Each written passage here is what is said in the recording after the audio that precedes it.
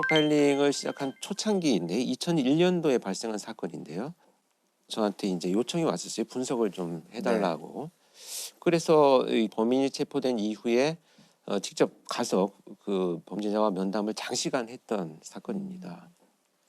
사건 내용을 이제 소개를 들어보면 이 아이의 부모는 24시간 운영하는 식당을 갖고 계셨어요. 그래서 열심히 일을 하시면서 그 아이가 둘이 있었는데 이제 14살 된 큰아들과 11살 된 둘째 아들이 집에서 생활을 하고 있었습니다. 그런데 이날 아버지가 집에 돌아와서 보니까 아이들이 집에 있어야 되는데 소리가 없어요. 네. 그래서 작은 방에 문을 열어봤더니 이 11살 된 둘째 아이가 그냥 누워있는 상태에서 뒷머리를 강력한 둔기로 공격을 받아가지고 네. 피가 그대로 고여있는 상태로 쓰러져 있는 거예요. 네.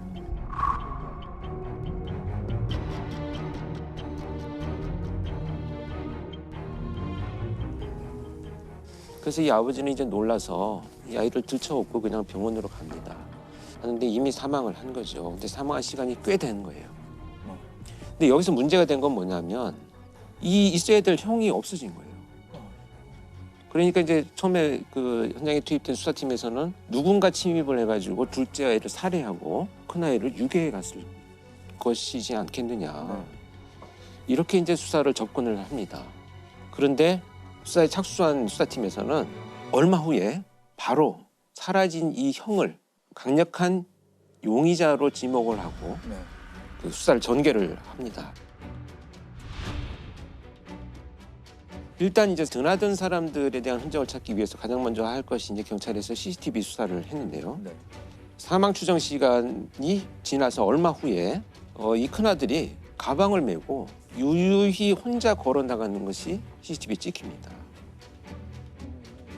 그래서 이 아이의 그 일기장이나 이런 흔적들을 이제 네. 봅니다. 도대체 왜 이런 일이 벌어졌는가. 그랬더니 이 아이가 좀비라는 이름으로 네. 미니홈피를 운영을 하고 있었어요.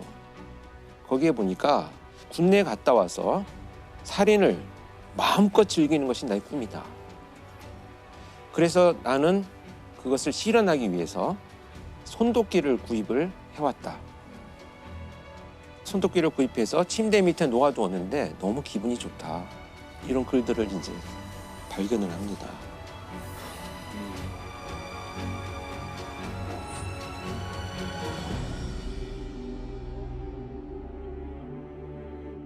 더군다나 이제 거기에서는 더 그 충격적인 것은 이제 가족하고 내가 더 이상 정이 들면 안 되겠다. 그게 그냥 아이들이 생각하는 중이병 차원을 정말 넘어선 거 아닙니까? 완전히 그 넘어선 정도면? 거죠. 이 정도는 사실 표교수 잘 알겠지만 이 정도의 사회적 분노라는 것은 보통 30대를 전후해야 그동안 쌓인 분노가 표출되는 정도인데 14살 아이가 이런 걸 쏘나도 그게 믿어지지가 않는 거죠. 그런데 사실 이런 흔적만 가지고 어떤 일이 있었다는 것을 우리가 판단하기는 굉장히 위험하죠. 그래서 조사를 해보다 보니까 결국 이제 학교 친구들한테도 이런 살인에 대한 이야기들을 그동안에도 쭉 해왔는데 친구들은 뭐 좀 이상한 아이야. 뭐 그냥 뭐 별종이야. 뭐 이 정도로 그냥. 그렇죠. 또 한 가지 충격적인 것은 장래희망에 살인업자라고 써놨었어요. 네. 그래서 이 선생님은 이것을 간과하지는 않았어요. 그래서 부모한테 연락을 해가지고 아이가 좀 치료를 그를 개입을 해야 되는 거죠. 그렇죠. 치료받아야죠. 근데 이 부모님은 우린 너무 화목하고 원하는 걸 다 해주고 이렇게 지냈는데 정신과 치료를 받으라고 하니 이거 참 난감했던 거죠. 부모 입장에서 이해가 안 되는. 원인을 찾지도 못하겠고 이런 이제 상황이 동일됩니다. 그래서 이제 그 이런 흔적들을 찾고 시작을 하던 중에 배회하고 있는 아이를 이제 체포를 합니다. 그때 가방 속에 동생을 살해한 손도끼를 그대로 넣고 있었어요. 그 가방을 메고 있었던 거죠. 이렇게 해서 체포가 됩니다. 초등학생은 동생을 살해한 혐의를 받고 있는 형이 어젯밤 붙잡혔습니다. 광주시 계림동에서 발생한 초등학생 살해 사건의 용의자로 사건 발생 14시간여 만에 검거됐습니다. 양군은 잠을 자고 있던 동생에게 흉기를 휘둘러 숨지게 한 혐의를 받고 있습니다. 아니 왜 살해했을까요, 동생을? 그 왜 하필 타겟이 동생이 돼야 했을까요? 면담을 할 당시에 들은 이야기들을 좀 이제 전달을 해드리자면 이렇게 이제 살인을 너무 하고 싶다는 생각이 어느 날부터 이제 발전이 되어가기 시작을 하면서 이 아이가 당시 이제 체격이 굉장히 작았어요. 키도 작고 몸집도 작으니까 매일 팔 운동을 했다는 거예요. 왜냐하면 내가 공격을 하다가 실패를 하면 너무 왜소하기 때문에 다시 공격을 받으면 실패하니까 열심히 운동을 하고 이 손도끼를 가지고 막 달려가면서 나뭇가지를 막 이렇게 쳐서 연습을 하는 거죠. 근데 이 기간이 1년 정도 되니까 이제 자신이 생긴 거예요. 아, 1년 동안 그걸 연습을 한 거예요. 연습해서 자신이 생겨가지고 이제는 실행을 해야 되겠다. 그런데 될지 안 될지 궁금한 거예요. 그 희생자가 바로 이 동생이 되는 겁니다. 그래서 엎드려서 잠을 자고 있는 동생을 말씀드리기도 어렵지만 손도끼로 뒷머리를 내리쳐서 이제 살해를 하고 동생이 움직이지 않으니까 그의 표현에 의하면 이제 내가 할 수 있겠다라는 생각 때문에 너무 기분이 좋아서 동생한테 잘 가라 라고 인사를 하죠. 왜 동생을 죽였어요? 제가요 감정으로 사람을 죽인다면요 친구들 좀 싫은 친구들 죽였을 텐데 걔가 사람이니까 인간이란 것이 얼마나 나약했을까 해갖고 한번 해봤죠.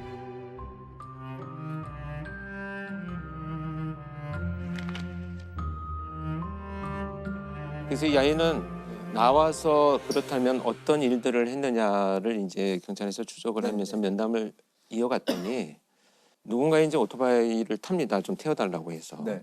그래서 태워서 가던 사람이 이제 내려가지고 잠깐 소변을 보는 사이에 실행을 하려고 꺼냈는데 갑자기 사람이 나타나서 이제 중단을 하고요. 네.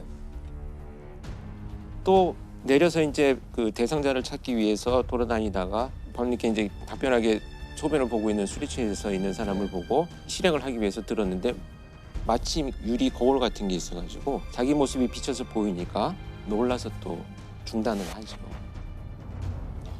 저는 살인이고 죽음이고 그런 게 좋았거든요. 재밌다 그런 거 기분이 좋다는 느낌이 들고 흥미가 있었어요.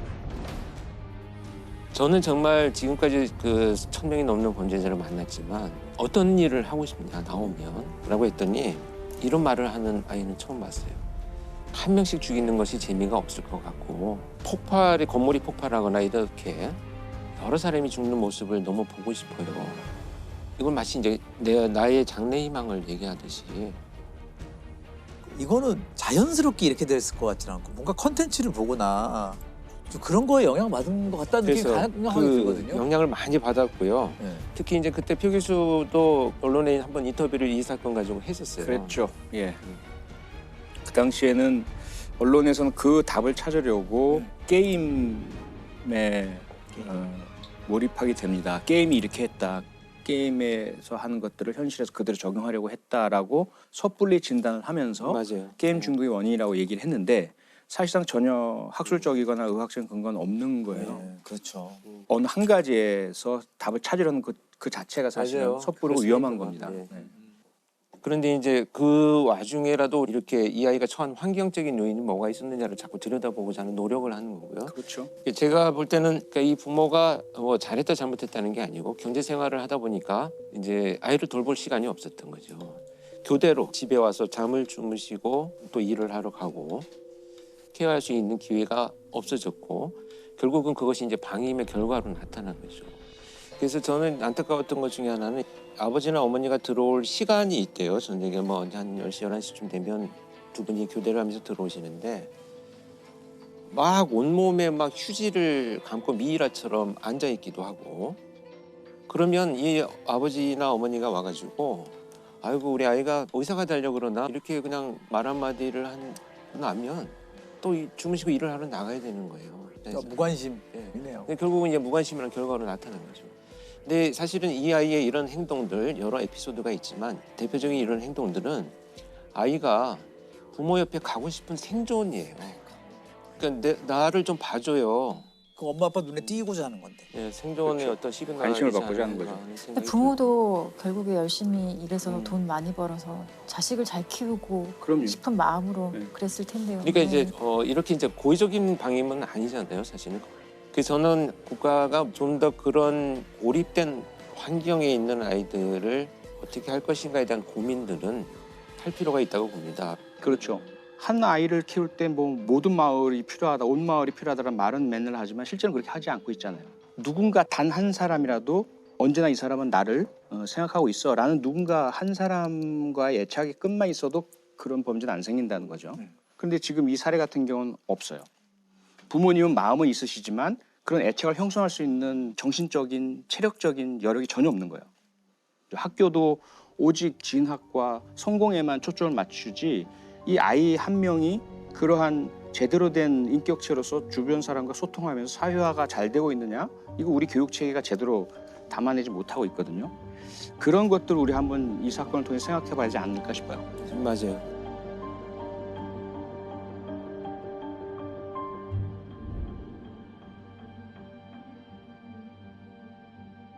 그러면은 형량은 어떻게 받았나요? 청량은 일단 소녀법이 적용이 돼가지고 이 사건은 재판은 비공개로 진행이 됐고요. 네. 4년 단기보호 처분을 받았습니다. 4년. 사실 수위가 높은 범죄였는데 처벌 논란이 꽤 있었을 것 같아요. 4년이잖아요. 보호처분. 성사미성년자니까 촉법소년. 표철 교수님은 촉법소년에 대해서 어떻게 생각하세요? 촉법소년 문제 간단치가 않죠. 근데 강한 처벌만이 해결책은 아닌 것은 분명하지만 가학적이고 강력한 범죄에 대해서는 오히려 처벌이 피해자에게도 그것이 어떤 회복 효과를 주진 않겠지만 그나마 회복의 출발점은 될 수 있거든요. 나에게 이런 행동을 한 가해자가 정의 심판을 받았고 처벌받았어 라는 것은 심리적 치료를 할 수 있는 첫 출발점은 돼요. 그런 출발점은 되기 때문에 강력범죄를 저지른 경우라면 온당한 처벌을 무겁게 받아야 한다. 그렇지 않고 또 주변의 잘못, 성인들의 잘못으로 인해서 행해진 그러한 청소년 범죄라면 그들에게는 환경 개선이 더 중요하다. 그것이 저는 핵심이라고 생각합니다. 근데 지금 소년범 같은 경우는 좀 다른 방식으로 우리가 좀 봐야 될 필요가 있어요. 소년법상 19세 미만을 소년이라고 하고 그 사이에도 여러 가지 나이로 분류가 되는데 10세가 되지 않은 아이들 같은 경우는 아무리 범죄를 저질러도 형사처벌되지 않고요. 그리고 10세 이상 만 14세 미만 이 사이에 있는 소년 범죄자들을 우리가 촉법소년이라고 많이 불러요. 촉법소년의 연령을 더 낮추는 얘기도 있고 여러 가지가 있지만 아무것도 아직 실행된 건 없어요. 이 형사 미성년자는 사실 14세 미만 되게 오래됐고 한 번도 변한 적이 없는 거거든요. 우리나라 그게 50년대, 예, 1950년대. 93년에 형법 제정되고 한 번도 맞아요. 바뀌지 않았기 때문에 사실 형사 미성년자의 나이는 이제 좀 고민해봐야 될 때일 것 같고 그래서 소년법도 이제 폐지하라는 여론이 사실 꽤 있어요. 그렇죠. 예. 지금 그런 소년법이라는 것 자체가 소년, 그러니까 반사회성을 가진 소년의 환경을 조정하고 품행을 교정하는 게 목적이거든요. 결국에는 이 사회로 다시 돌아와서 건전하게 성장할 수 있도록 소년들을 돕는 거거든요. 근데 제가 볼 때 소년법의 문제는 소년범죄 그 가정법원에서 심사하고 심리하고 이러면 정말 완전한 비공개고 검사가 들어가는 재판이 아니에요. 피해자들이 상당히 그 과정에 접근할 수가 없어요. 촉법소년은 체포 구속되지 않고 조사를 거부하거나 귀가 의사를 나타내면 사건 조사도 할 수 없습니다. 소년부로 송치된 후에는 피해자 가족이 재판 날짜를 알 수도, 재판에 참석할 수도, 어떤 처분을 받았는지도 알 수 없습니다. 사실은 지금의 그 처벌의 모습, 사법의 모습은 회복적 사법이라고 해서 모든 것을 진짜 원래대로 돌려놓는 데 이념이 있거든요. 근데 이 회복적 사법의 가장 전제가 되는 건 가해자의 책임과 사과거든요. 피해자에 대한 사과. 그런데 피해자가 원하는 그렇죠. 동의가 있어야 돼요. 네. 전제가 있어요. 그리고 가해자도 충분히 반성하고 피해자에게 사죄할 명확한 의사가 있을 때, 이것을 확인했을 때, 그 다음에 준비 안 된 미숙한 가해자가 자기는 미안하다고 사죄한다고 하지만 그게 피해자에게 더 상처를 더 덧낼 수도 있거든요. 그렇게 하지 않도록 훈련된 그 맞아요. 중재자가 중재자들, 네. 예, 미리 네. 얘기를 나누고 조정한 다음에 하는 네. 거죠. 훈련된 중재자가 없어요. 그래서 안 되는 거예요. 그게 그게 핵심이죠. 그냥 돈으로 범죄 피해를 흥정하려고 한다는 네, 생각 맞아요. 때문에 피해자들이 오히려 더 반감을 가진 경우가 많아요. 근데 이런 절차가 지금 이 소년법은 소년을 보호한다는 목적에 의해서 이런 것들이 많이 좀 잘 지켜지지 않고 있고 이런 것들을 하나도 개선을 안 하면서 소년범법을 없애라 소년범을 강력하게 처벌하라 하는 것은 사실은 근본적인 해결 방안은 전 아니라고 생각을 해요. 이 결국 이런 아이들의 범죄는 성인 범죄로 이어질 가능성이 굉장히 높습니다. 결국 재범이 높다라는 이런 의미가 되겠고요. 그렇기 때문에 강력한 처벌 당연히 논의가 되어야 되겠고 당사자한테 교정의 기회를 줄 수 있는 것들도 좀 연구가 돼야 되고 반드시 병행할 것이 이제 심리치료도 좀 국가에서 적극적인 개입을 하는 것이 교정뿐만 아니라 본질적인 예방을 하는데 도움이 되지 않겠나 하는 고민을 해봅니다. 아, 참 이 촉법소년 그리고 또 소년범죄 얘기는 참 마음이 무겁습니다. 무겁죠. 예, 예. 그래서 제가 좀 마지막으로 드리고 싶은 말씀은 제가 이 사건을 굳이 오래됐지만 꺼낸 이유 중에 하나가 이런 케이스들을 통해서 우리가 무엇을 좀 놓쳤는가를 한두 가지라도 좀 찾아보자라는 간절한 심정이 있었어요. 왜냐하면 이때 내가 면담을 하면서 어른으로서 어떻게 무엇부터 접근해야 될지 너무 막막함을 느꼈기 때문에 벌써 20년이라는 세월이 지났는데 유사한 범죄들이 더 잔혹해졌다면 참 무엇을 했는가라는 좀 어떤 그 죄책감도 들고